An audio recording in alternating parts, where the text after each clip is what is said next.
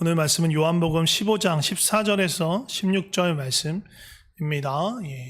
자막 보시고 또 주보 보시고 길지 않으니까요. 세 절이니까 함께 합독해서 읽도록 하겠습니다. 시작. 너희는 내가 명하는 대로 행하면 곧 나의 친구라. 이제부터 너희를 종이라 하지 아니하리니 종은 주인이 하는 것을 알지 못함이라.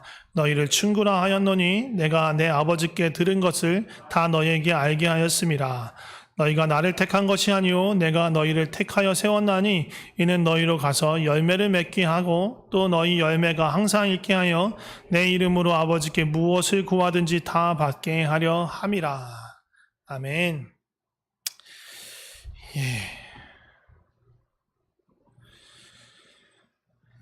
오늘 말씀도요, 지난주하고 같이 제목은 하나님과의 사귐입니다. 두 번째 시간에서 이 자를 붙였습니다. 같은 제목으로 말씀을 나누려고 하고요. 지난주에 못다한 이야기들이 있어서 이번 주에도 다 안 끝날 수도 있을 것 같습니다. 나누려고 합니다. 사실 지난주에 주일날 설교도 했지만 그 전주 금요 예배의 말씀하고도 이어지고 엊그저께 금요 예배의 말씀하고도 이어집니다. 쭉 어떻게 보면 그리고 아까 교회 소식 나눌 때 말씀드렸지만 수요 사랑방하고도 이어지는 부분들이 또 있습니다. 제 몇 주간 제 안에 계속 하나님이 주시는 동일한 메시지인 것 같아요. 제 머리를 벗어나지 않고 계속 하나님이 저에게 돌아보게 하시고 또 우리로 하여금 돌아보게 하시는 그런 말씀이라고 생각합니다. 지난주 금요 예배 때는요, 이 유다 왕, 이게 지난 주일날 설교에도 연결이 되는데, 유다 왕들, 우리가 역대기 쭉 보고 아침에 말씀의 역대기를 보는데, 그들 가운데서 처음 시작은, 죄송합니다. 하나님에게 생명의 길, 바른 길로 출발을 했는데, 끝까지 그렇게 가지 못한 그 왕들의 이야기들을 보면서 왜 그랬을까? 무엇이 문제였을까? 그들 가운데 있었던 여러 가지 어려움들이 있었겠지만 그들 가운데 있었던 문제 중에 하나는 하나님과 직접적인 친밀감을 갖지 못한 사람들이었다는 겁니다. 뭔가 필요가 있어서 간절히 쫓아야 되는 그 하나님을 찾아야 될 필요가 있어서 이유가 있어서 하나님을 쫓았거나 찾았거나 아니면 하나님을 찾기 위해서는 스스로 나가지 못하고 누군가 매개가 필요하고 누군가 다른 사람 중간자가 필요했던 사람들. 그래서 그 중간에 중개자 역할을 하는 사람이 사라지거나 내 필요가 더 이상 내 찾아야 될 이유가 사라졌을 때 하나님과의 관계도 무너지기 시작한 것입니다. 그런데 지난주에 말씀드렸다시피 우리의 인생의 목적 자체가 하나님 우리를 만드신 목적 자체가 원래는 뭔가 필요에 의해서 하나님을 만나거나 그런 것이 아니라 또 누군가를 통해서 하나님을 만나는 것이 아니라 우리가 하나님과 직접 성삼위 하나님과 직접 사귀고 친밀한 관계 안에 들어가도록 하기 위해서 우리를 만드신 것입니다. 지난주에는 그래서 그 첫 번째 방법으로 그 사귐을 더 깊게 하고 더 친밀함을 더 깊이 하고 그 사랑을 더 깊이 할 수 있는 방법으로 말씀에 대해서 나눴습니다. 말씀을 통해서 어떻게 하나님을 더 깊이 알아갈 수 있을까?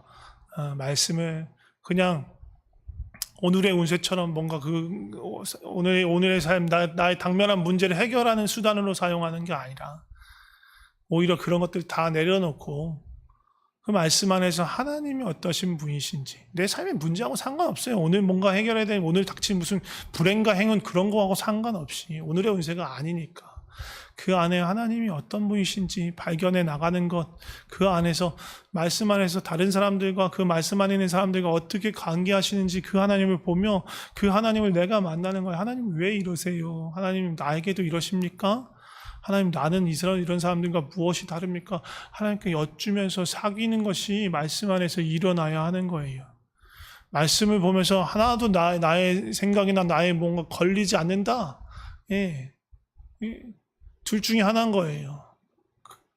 내가 너무나 완전하게 살아서 말씀 그대로 내가 진리 그대로 살고 있거나 아니면 성경을 보긴 보되 내 눈이 가려져서 그냥 내 마음대로 내가 눈에 보고 내가 듣고 싶고 내 눈에 보기 좋은 것만 받아들이고 있지 않나 돌아봐야 되는 거예요. 왜? 우리는 죄인이거든요. 우리의 육신은요, 성령의 소욕을 거스르거든요. 진리야 거스르는 게 원래 우리의 본성이거든요. 말씀을 볼 때마다 부딪혀야 되는 거예요. 어떻게 사람이 이럴 수 있어? 하나님 너무 심하게 요구하시는 거 아니야? 누가 이 심판을 벗어날 수 있어? 이런 생각이 드는 게 정상이어야 하는 거예요. 그러면서 하나님과 그것을 가지고 이야기하고 부딪히고, 그러면서 또 그것을 뛰어넘으면 그럼에도 불구하고 하나님 또 사랑하시는구나 말씀 안에서 그것을 보는 거죠. 그렇게 말씀을 보면서 하나님과 친밀해질 수 있는 것입니다. 엊그저 금요일에는요, 오늘 본문이 요한복음 15장 14절에서 16절인데, 금요일 날에는 요한복음 15장 4절에서 5절 말씀을 읽었었어요. 예수님을 떠나서는 아무것도 할 수 없다. 예수님 안에 붙어 있어야 된다. 나무이신, 포도나무이신 예수님께 붙어 있는 가지가 되어야 열매를 맺는데, 가지가 그 나무에 붙어 있으면 저절로 열매를 맺는데, 예수 그리스도 안에 붙어 있고 예수 그리스도 안에 예수 그리스도의 사랑 안에 거하면 맺혀지는 가장 기초적이고 자동적인 열매가 무엇일까? 선행일까? 전도일까? 그 가장 첫 번째 열매, 가장 시작에 있는, 그리고 영원 불변한 열매는 사랑이에요. 하나님을 향한 사랑. 하나님의 사랑을 받고 있기 때문에 그 안에서 하나님을 향한 사랑이 열매로 맺혀지는 거예요. 이게 가장 기초적이고 기본적이고 가장 근본에 있는 열매인 거예요. 그리고 이 열매를 통해서 다른 열매들이 맺혀져 가는 거예요. 그 중에 제일은 사랑이라. 하나님을 향한 사랑. 우리를 향한 하나님의 사랑을 맛보면서 그 안에 있을 때 저절로 맺히는 열매는 하나님을 향한 사랑이에요. 이 열매가 모든 것의 시작이에요. 그 사랑 때문에 순종할 수 있고요. 그 사랑 안에서 우리의 삶이 새롭게 되는 거예요. 사랑 안에서 자유를 얻고 사랑 안에서 우리가 기쁨을 얻는 거예요. 예수님의 사랑을 알고 예수님을 사랑하기 시작할 때. 성삼위 하나님과의 친밀한 교제와 사귐과 그 안에서의 사랑을 빼면요, 기독교는요 아무것도 아니에요. 그냥 껍데기만 남는 거예요. 사랑의 관계가 없는 그런 거는요, 그냥 껍데기예요.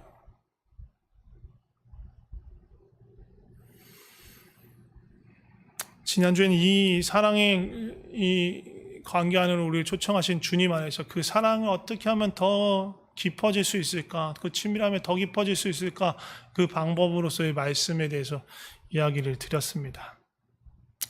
근데 그 친밀함의 시작, 그 사랑의 시작이 어떻게 시작되는 걸까요? 그 사랑을 누가 먼저 시작했습니까? 우리가 먼저 한 거 아니죠. 우리가 먼저 하나님을 사랑할 수 없어요. 요한일서 4장에 보면, 제가 말씀 PPT 해놨는데, 요한일서 4장에 보면 이런 말씀이 있습니다. 사랑은 여기 있으니, 자막이 있어요. 사랑은 여기 있으니 우리가 하나님을 사랑한 것이 아니요 하나님이 우리를 사랑하사 오주리 죄를 속하기 위하여 한목제물로 그 아들을 보내셨음이라. 말씀에 기록되어 있죠. 우리가 하나님을 사랑한 게 아니다. 하나님이 우리를 사랑하셨다. 죄인인 우리를 먼저 사랑하셨다. 이 말씀 비슷한 말씀 있죠. 로마서 5장에 우리가 다 아는 말씀.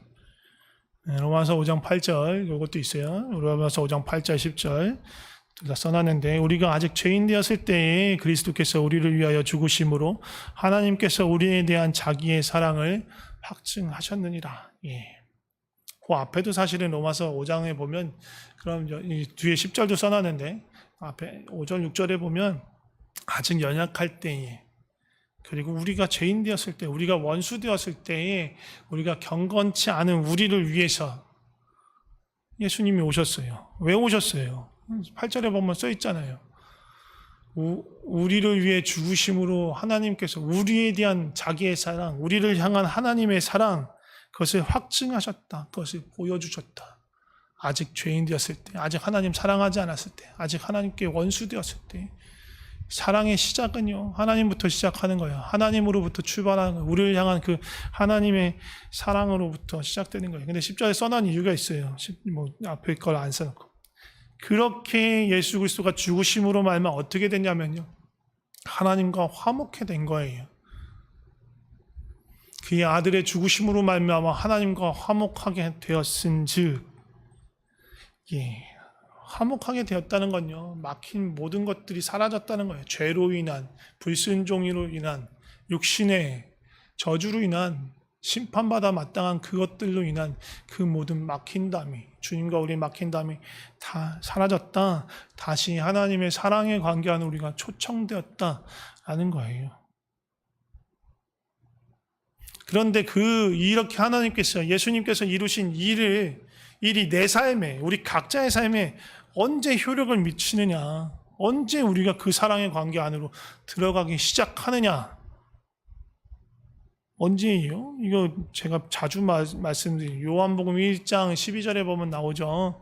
영접하는 자, 곧 그 이름을 믿는 자들에게는 하나님의 자녀가 되는 권세를 주셨으니,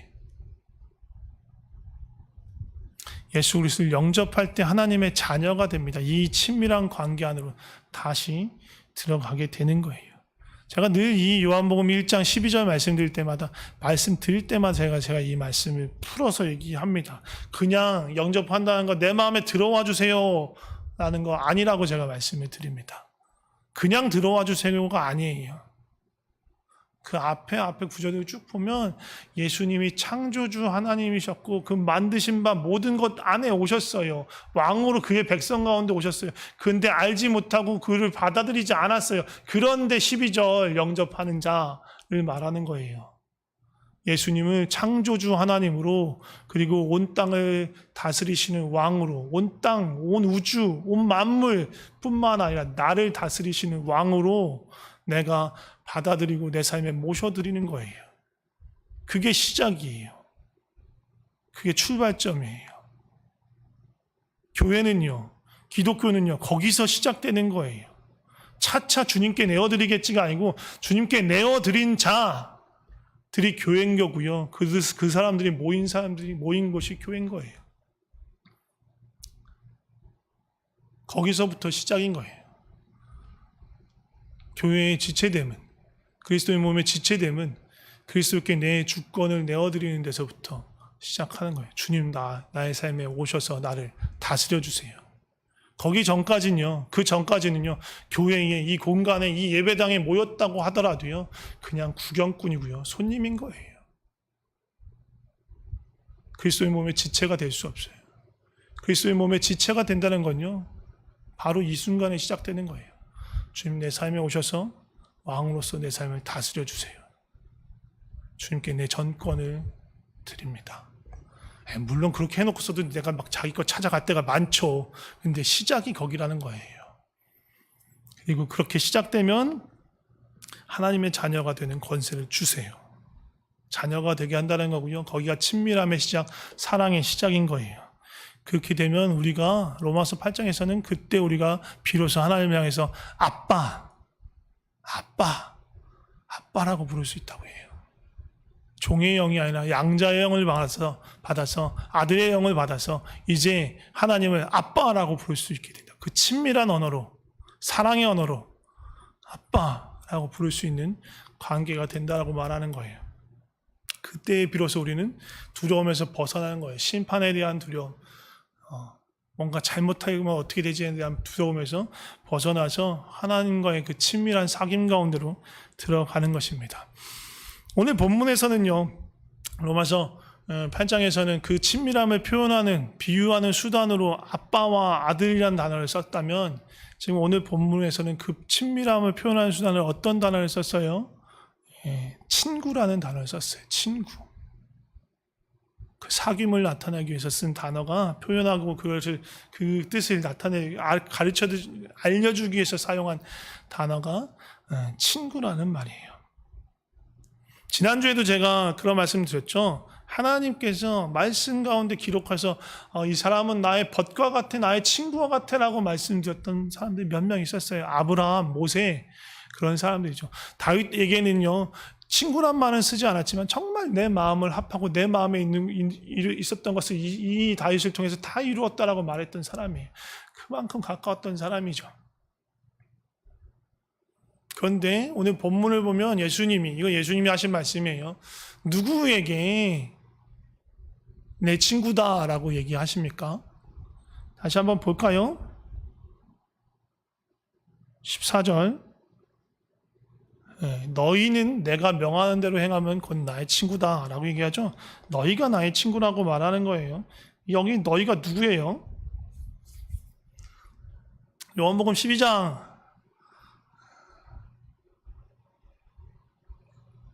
13장 12장 그 이후로는요, 예수님이 마지막 만찬 식사하시고 제자들과 하시고 그 이후로 쭉 제자들과 하시는 얘기예요. 이거 지금 제자들이 대상인 거예요. 12제자들 따로 불러가지고 마지막 식사하시고 같이 겟세마네까지 향하면서 같이 그들과 함께 있으면서 기도하시고, 물론 마지막에는 3명만 데리고 가지만 그 전까지 계속 같이 12명하고 있으면서 유다가 중간에 빠지고 그들에게 함께 얘기하는 부분이란 말이에요. 제자들에게 얘기해요. 그럼 그 12명의 제자들에게 이 말씀, 그 사람들에게만 해당하는 말씀입니까? 아니죠. 아까 말씀드렸지만 예수님을 그리스도로, 왕으로, 창조주로 고백하는 모든 사람에게 해당하는 말씀이에요. 그 사람들이 예수님의 제자인 거예요. 그렇다면 이 말씀을 다시 보면 나는 주님께서 나를 친구로 부르시는구나. 태훈아, 넌 내 친구야. 이렇게 말씀하시는 거예요. 혜원아, 넌 내 친구야. 라고 주님, 내가 말하는 게 아니고. 주님이 말씀하세요. 수영아. 라고 주님이, 저 아니고, 내 친구다. 라고 얘기하시는 거예요. 제가 장로님하고 맞짱 뜰 수는 없고, 주님이 그렇게 말씀하신다는 거예요. 근데 조건이 있죠. 14절 보면 그냥 얘기하는 게 아니고, 너희는 내 친구인데 언제 친구냐면 내가 명하는 대로 행하면 내 친구다. 뭐야? 지금 시키는 대로 뭔가 이렇게 계속 해야 친구 관계가 유지되는 거야? 뭔가 되게 불편하잖아요. 뭔가 까라면 까고 막 그래서 뭔가 이건 친구, 내가 아는 친구 관계가 아닌데 뭔가 이건 주종 관계 같잖아요. 이쪽이 시키는 대로 해야지만 뭔가 친밀함이 유지되면. 근데 그 이야기의 이면을 좀 봐야 합니다. 12절에 보면요, 예수님이 명한 게 도대체 뭘까 보면요, 사랑하라는 거예요. 이게 명한 것이고요. 그거를 행할 때 친구가 된다고 말하는 거예요. 사랑해라. 너희들 안에서 서로 사랑하라. 라는 것을 계속 사실은 14장에서도 13장에서도 계속 또 17장에서도 계속 반복해서 얘기하는 게 서로 사랑해라. 제자들 너희가 서로 사랑해야 된다라고 얘기를 해요. 그런데 또 앞선 우리 12절 반선 그 앞에 10절을 보면 내가 아버지의 계명을 지켜 그의 사랑 안에 거하는 것 같이 너희도 내 계명을 지키면 내 사랑 안에 거하리라. 이거 아까 말씀드린 그 14절 말씀하고 비슷한 거예요. 내가 명한 대로 내 계명을 지키면 넌 내 친구야, 내 사랑 안에 거할 거야 라고 말을 해요. 예. 뭔가 조건부 같아요. 근데요, 14장에는요 비슷한데 이게 앞뒤가 바뀌는 이야기가 있어요. 14장 15절을 보면, 요한복음 14장 15절을 보면요, 너희가 나를 사랑하면 나의 계명을 지키리라는 말이 있어요. 사랑하면 지켜야 돼, 그게 아니라 사랑하면 이걸 지킬 수 있을 거야 라고 얘기하는 거예요. 사랑하기 때문에, 사랑하는 마음이 있기 때문에 주님 주시는 말에 이걸 막 나를 부려먹는 말이나 막 나를 어렵게 하는 말이 아니라, 이거 하나님이 기뻐하시는 일이구나, 주님이 이거 기뻐하시는구나, 그걸 알기 때문에 사랑하는 그분을 기뻐하게 하드리기 위해서 그걸 할 수 있는 거예요. 그러니까 이게 선순환인 거예요. 사랑하기 때문에 주님이 원하시는 일을 하고, 주님이 원하시는 일을 하고 주님이 뜻하신 바를 하기 때문에 그 사랑 안에 계속 거할 수 있는 거예요. 선순환인 거예요. 악순환으로 빠지기도 쉬워요. 주님이 말씀하신 대로 안 해요. 내가 원하는 대로 해요. 예, 주님의 사랑에서 조금씩 벗어나요. 주님의 사랑 안에서 벗어나니까 또 주님이 원하시는 대로 점점 하기가 싫어져요. 점점 벗어나요. 나중에 주님의 뜻이 뭔지도 잘 모르겠어요. 주님 원하시는 게 뭔지 몰라요. 어쩔 수 없이 내 마음대로 해요. 예, 내 마음대로 다 해서 자기가 자기 삶의 주인이 된 사람, 예, 주님으로부터 떠난 사람인 거예요. 악순환인 거죠.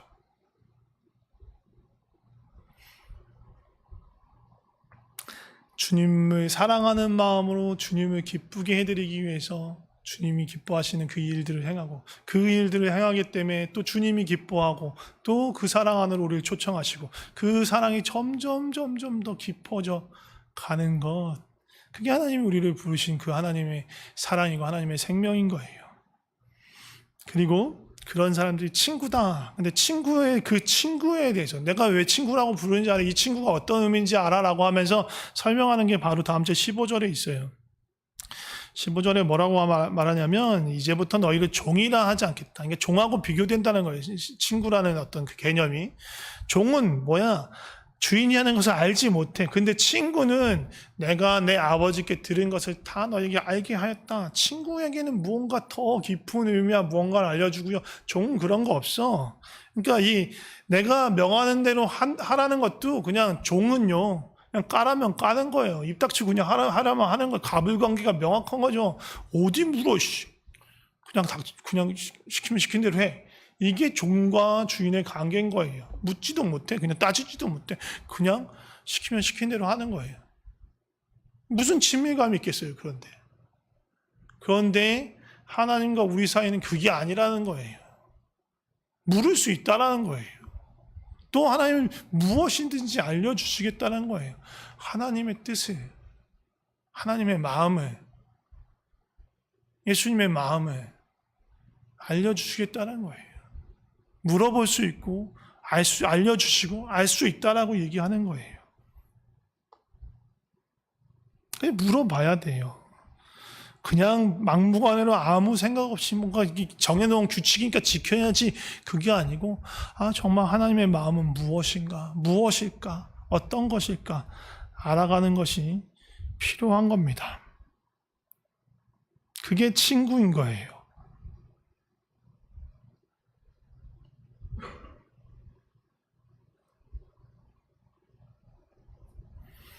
그리고 16절에 보면 16절은 오늘 제가 본문 16절까지 잡았는데 16절에 보면 참 오해하기 딱 좋은, 요 다음 페이지 16절 있죠? 네, 딱 좋은, 내 입맛에 딱 맞는 놈이 있죠. 그래서 그것만 딱 보고 싶어. 마지막에 있는 말, 내 이름으로부터 시작되는 그 말, 내 이름으로 아버지께 무엇을 구하든지 다 받게 하려 함이라. 할렐루야! 로또 맞았다. 하나님 약속이구나. 이건 내 이름이 아니고 예수님 이름이니까. 예수님 이름으로 뭐든, 하나님 아버지께 구하면 다 받구나! 예스! 예, 무슨 골드 카드, 리미트 없는 그런 카드를 받은 것처럼, 예, 좋아할 수 있겠죠. 예, 그게 지난주에 말씀드린 대로 내가 원하는 것만 보는 거예요. 내가 보고 싶은 것만 보는 거예요. 말씀은 그렇게 읽으면 안 되죠. 도대체 예수님이 이걸 무슨 맥락에서 어떻게 하고 있는지를 알아야 저 맨 마지막에 있는 그 말의 뜻을 알 수 있는 거예요. 아전인수격으로 그냥 내가 원하는 대로 해석하는 게 아니고. 그 앞에 보면 뭐라고 돼 있어요? 내가 너희를 택했다. 네, 오케이. 거기까지 별거 없죠. 그 다음에 너희로 가서 열매를 맺게 하고 너희 열매가 항상 있게 하여, 그렇게 만들어서, 그래서 그 뒤에 게 있게 하려고 하는 거야. 그러니까 앞에 게 이루어져야 하는 거예요. 그 상태가 이루어져야 되는 거예요. 너희로 열매를 맺고 항상 열매를 맺는, 그러니까 다시 말하면 두 번 중복해서 썼지만 너희로 항상 열매 맺는 그 삶을 살게 해서 아버지가 너희가 구하는 모든 것을 너희가 아버지로부터 받게 할 거야 라고 말하는 거예요. 제가 금요일 날도 말씀드렸는데요. 저 열매, 그리고 아까 시작할 때도 말씀드렸죠. 저 열매의 가장 기본은 뭐라고요? 사랑이에요. 예수님을 향한 사랑, 하나님을 향한 사랑이에요. 그 열매가 있어야 하는 거예요. 우리를 향한 하나님의 사랑을 맛보고 예수님을 향한 하나님을 향한 사랑이 커지고 그 사랑의 관계가 주님과 우리가 머물고 있는 그때에, 그래서 하나님을 사랑하기 때문에 하나님을 더 사랑하고 그런 마음이 있는 상태가 되는 거예요. 그런 상태에서 그가 하나님께 구하는 것이에요. 그 사람이 뭘 구할까요? 아까 말했는데 로또 맞게 해주세요. 그런 걸 구할까요? 좋은 땅 사게 해주세요. 앞으로 10배, 20배 오를 그런 땅 사게 해주세요. 그런 걸 구할까요? 내가 가진 꿈 그런 거 성공할 수 있게 해주세요. 그런 걸 구할까요? 그게 다 어디서부터 출발한 요구예요? 육신, 죄덩어리인 육신에서 출발한 요구란 말이에요. 그걸 하나님께 구할까요? 그런 상태에 있는, 항상 열매를 맺고 주님과 사랑의 관계에 깊이 젖어든 사람이 그런 걸 구할까요? 아니요, 안 구해요. 뭘 구할까요, 그러면? 하나님, 이 사랑의 관계에서 떨어지지 않게 해주세요. 이 사랑의 관계에 계속 머물 수 있게 해주세요. 하나님의 뜻이 무엇인지 잘 분별할 수 있게 해주세요. 내 안에 죄가 홀이라도 있으면 발견해서 바로바로 즉시 회개해서 하나님으로부터 조금도 떨어지지 않게 나를 붙들어 주세요.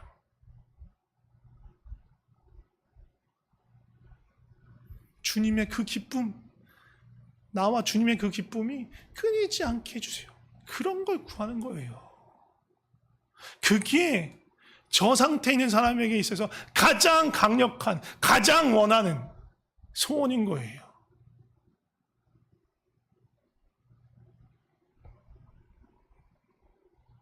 하나님의 그 마음을 알고 싶습니다. 내가 사랑하는 그 하나님, 내가 사랑하고 나를 사랑하신 그 하나님, 그 하나님의 마음이 무엇인지 알고 싶습니다. 그 하나님 마음이 누구를 향해 있는지, 누구를 안타까워하신지 내가 그 마음 보고 싶습니다. 주님의 마음을 더 깊이 알고 싶습니다. 그 소망을 하는 거예요. 그러면 다 주시겠다. 구하는 것을 다 주겠다. 그럼 어떻게 될까요? 더 많은 열매를 맺게 되는 거예요. 더 큰 사랑이 생기는 거예요. 더 하나님과 가까워지는 거예요. 더 많은 열매를 맺게 되는 거예요. 그게 하나님이 우리를 부르신 부르심이에요. 이 땅에서 육신의 욕심에 대한 열매를 맺게 하려고 부르신 게 아니에요. 그래서 기도의 시간은 이런 것들을 구하는 시간인 거예요.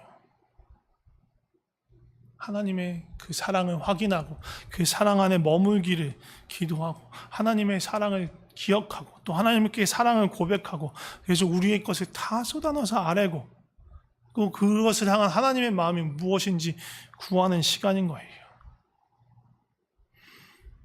그 모든 것을 통해서 하나님을 더 깊이 사랑하고 알아가고 그 사랑의 기쁨이 충만한 시간, 그게 기도의 시간인 겁니다. 그렇다고요, 필요나 막 걱정거리나 뭐 그런 것들을 전혀 얘기하지 말고 그냥 다 저기 어디다 밀어두라는 얘기 아니에요. 어차피 주님 다 아시잖아요, 그런 것들. 주님 물으세요. 야, 너 뭐 어디 불편한 데 있냐? 너 무슨 걱정거리 있어? 주님 물으실 때까지 기다리셔도 돼요. 말하면 되죠. 사실은 이런 게 걱정입니다. 이런 거 하고 싶은데 어떨지 모르겠습니다. 근심과 걱정 말씀드릴 수 있는 거예요. 기대와 소망도 말씀드릴 수 있는 거예요. 그런데 그 태도에 있어서 중요한 건요, 우리가 정말로 철없는 어린아이처럼 떼쓰고 조르는 태도로 가는 게 아니라는 거예요. 떼쓰고 조르는 걸 누가 해요? 철없는 어린아이들이 한단 말이에요. 떼쓰는 아이들이 부모의 말을 들으려고 해요? 안 들으려고 하죠. 그 안에 뭐가 가득 차 있어요? 욕심. 저걸 가져야만 돼 라는 욕심으로 가득 차 있는 거예요. 부모는 근데 더 멀리 보잖아요. 이게 과연 이 아이한테 필요한 것인가? 이거 이 아이한테 도움이 되는 것일까? 이건 잠깐의 기쁨을 줄지 모르지만 이게 이 아이를 해치는 것이 아닐까? 또 우리는 육신의 부모니까 이거를 사줄 만한 형편은 안 되는데 뭐 그런 거 어마어마한 거 사달라고 할 수도 있잖아요. 부담스러운 거. 막 요즘 뭐 아이폰 새로 나온 12 프로 맥스 뭐 그런 게 막 몇 백만 원이 훌쩍 넘는 그런 걸 사달라고 하면 야 이놈 자식아 이렇게도 될 수 있는 거고요. 그런 여러 가지의 판단에 있어서 야 안 돼라고 말할 수 있고요. 그리고 좋은 부모라면 그것이 왜 안 되는지 설명을 하겠죠. 근데 욕심에 가득 차서 그렇게 철없는 아이는 듣으려고 하지 않는 거예요. 그냥 무조건 내놓으라고 땡깡을 부리는 거예요. 귀를 막고 막 바닥에 누워서 뒹굴면서 내놓으라고 막 때를 쓰는 거예요. 혹시 우리의 기도가 그런 거 아니에요? 귀를 막고 막 하면서 싫어 싫어 다 내놔 이거 내놓으라고 나누라고 그냥 막 울부짖으며 떼쓰는 그런 아이 아닌가요 혹시?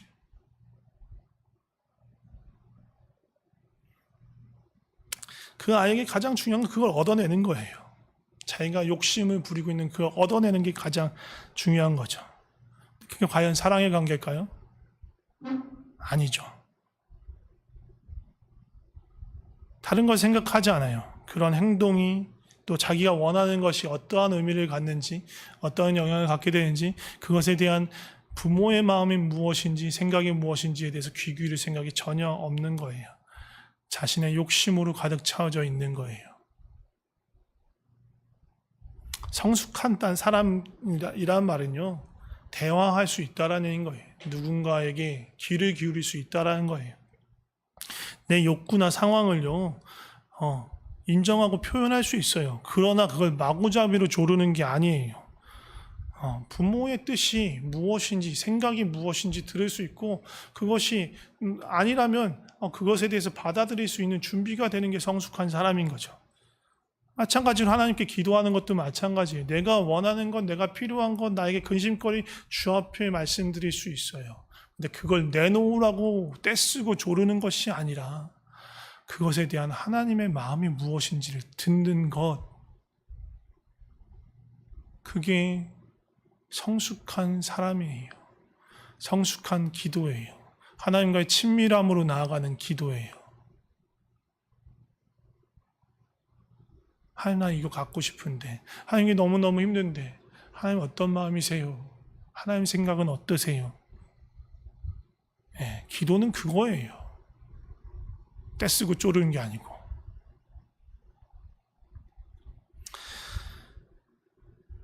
자녀와 함께 서로 성숙하며 자라가며 좋은 관계를 맺는 건요, 자녀와 자라가면서 서로 대화로 서로를 이해할 수 있게 되는 거예요. 나중에 가면 좋은 친구, 좋은 동반자가 될 수 있는 거예요. 우리 사실 동양적인, 특히 우리 한국적인 어떤 배경에서 자라면 사실 이게 되게 힘들어요. 자녀와 친구처럼 지내는 게 되게 힘들어요. 친구처럼 막 놀라는 부분이 아니고 충분히 인격적으로 존중하면서 대화하는 것이 쉽지 않다라는 얘기인 거예요. 네, 그것들을 우리가 배워나가야 하는 거예요. 언제 배울 수 있어요? 하나님이 우리를 향해서 대하시는 것들을 우리가 잘 알 때 그렇게 할 수 있어요. 하나님이 그렇게 하시거든요. 하나님 우리의 이야기를 잘 들으세요. 또 잘 얘기해 주시죠. 우리가 듣길 바라시죠. 그 관계를 잘 이해하고 잘 그 안에 들어간다면 우리가 다른 사람과도 그렇게 할 수 있는 거예요. 하나님을 사랑하기 때문에 우리는 하나님 앞에 무엇이든 내든지 두려워하지 않을 수 있는 거예요. 하나님 날 사랑하는 거 알거든요. 그리고 내가 이런 욕망이나 이런 어려움이 있는 걸 다 알고 있다는 걸 알아요. 그러니까 말씀해 드릴 수 있는 거예요. 대신 그거에 대한 하나님의 모든 말씀 내가 듣겠습니다. 주님의 마음을 더 알기로 합니다. 네, 그런 태도로 주 앞에 나아갈 때 그 기도를 통해서 우리의 하나님과의 우리의 친밀함이 더 깊어지고 그 사귐이, 그 사랑이 더 깊어지는 것입니다. 기도는 그런 시간입니다. 우리의 시간이 그랬으면 좋겠습니다. 말씀을 줄이겠습니다. 이제 그만할 거예요. 정리하겠습니다. 가장 중요한 것 하나님과 사랑하는 사이입니다. 하나님의 사랑을 받고 하나님을 사랑하는 거예요. 하나님을 사랑하는 게 유교적 질서의 부모에게 효도하는 거하고 조금 달라요. 물질적으로 뭔가 공양하는 게 아니에요. 진짜 그러니까 부모의 관계로만 얘기하지 않는단 말이에요. 하나님께서 우리와의 친밀한 관계를 이야기할 때 부모와 자녀를 비유하기도 하고 친구를 비유하기도 하고 신랑과 신부의 관계로 비유하세요. 예, 그냥 부모와 자녀라고 말하면 뭔가 가부장적이고 권위적인 어떤 질서 안에서, 또 자녀도 부모를 향해서 뭔가 어느 정도 거리를 두고 뭔가 그런 외적인 어떤 것만 할 수 있기 때문에, 그거 아니고 더 친밀한 친구고 더 친밀한 부부다라고 말하는 거예요. 부부 간의 사랑, 남녀 간의 사랑만큼이나 하나님을 향한 우리의 사랑이 있어야 하는 거란 얘기예요. 부모님 공경하면서요, 대화 별로 안 하는 사람들도 있어요. 말 한마디도 안 하고, 그냥 선물 드리고 용돈 드리고 뭐 여행시켜 드리고 그게 효도라고 생각하는 사람이 있어요. 하나님을 그렇게 대하는 건 아니라는 거예요.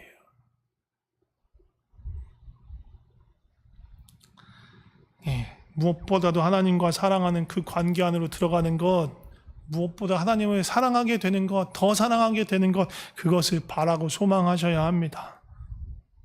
정말로 깊이 알기로 하고 만나기로 하고 보기로 하는 그런 사랑의 관계를 목표로, 목적으로, 그것이 나의 최고의 목적이 되도록 그렇게 살아가셨으면 좋겠습니다. 그래서 주님의 표정이 무엇인지, 낯빛이 무엇인지 정말로 그걸 정말 잘 캐치할 수 있는 정말 가까운 사이가 되시기를 축복합니다.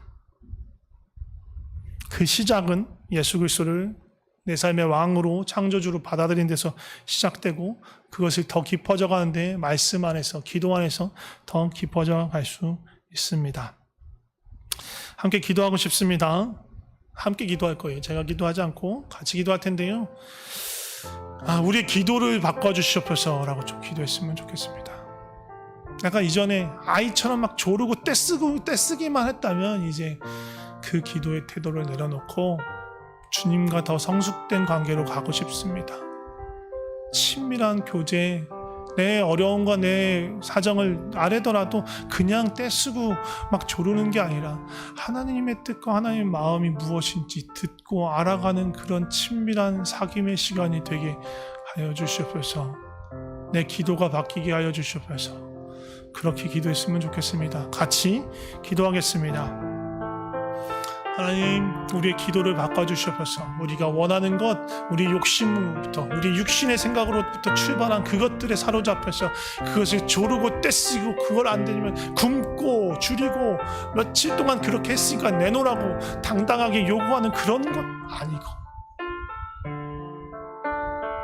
주님을 사랑하기 때문에, 또 주님이 나를 얼마나 사랑하는지 알기 때문에 우리의 마음을, 우리의 사정을 주님께 그냥 겸손히 얘기할 수 있고, 주의 사랑 안에서 이야기할 수 있고, 그것에 대한 하나님의 마음과 뜻을 듣는 그런 시간, 하나님과의 깊은 사귐이 있는 시간, 그 시간을 우리의 기도의 시간을 바꿔주시옵소서. 우리의 기도를 바꿔주시옵소서. 우리의 기도를 새롭게 하여 주시옵소서. 그 모든 기도를 통해서 주님을 더 깊이 알아갈 수 있도록 주님, 우리를 새롭게 하여 주시옵소서. 하나님 아버지, 감사합니다. 우리를 종이 아니라 자녀로, 또 친구로, 또 신랑 되신 주님의 신부로 불러주셔서 감사합니다. 주님, 그렇게 사랑의 관계로 우리를 초청하시는데 우리도 주님을 더 많이 사랑하길 원합니다. 더 많이 알아가길 원합니다. 그냥 내가 원하는 것 받아내는 그런 관계가 아니고, 주의 마음을 알고 내 마음을 주님 앞에 토해놓고 그 안에서 주님과 함께하는 그 기쁨이 넘쳐나는 그런 사랑의 관계를 우리가 누릴 수 있게 하여 주시옵소서. 혹시라도 그 사랑의 관계를 잃어버린 자들이 있다면 주여 긍휼히 여겨주셔서 그 사랑을 회복시켜 주시옵소서. 첫사랑을 회복시켜 주시옵소서. 주님의 사랑에, 그 열정에 사로잡히게 하시고 그 기쁨에 사로잡히게 하여 주시옵소서. 우리가 말씀을 배울 때마다, 기도를 할 때마다 그 안에서 깊이 주님을 만나는 놀라운 그런 은혜가 있게 하여 주시옵소서. 그리고 그 사랑을 통해서 우리 삶이 변화되고 우리 삶의 주의 영광이 드러나게 하여 주시옵소서. 사랑하는 주님께, 우리를 사랑하시는 주님께 우리의 삶을 맡깁니다. 예수님의 이름으로 기도드립니다. 아멘. 우리 함께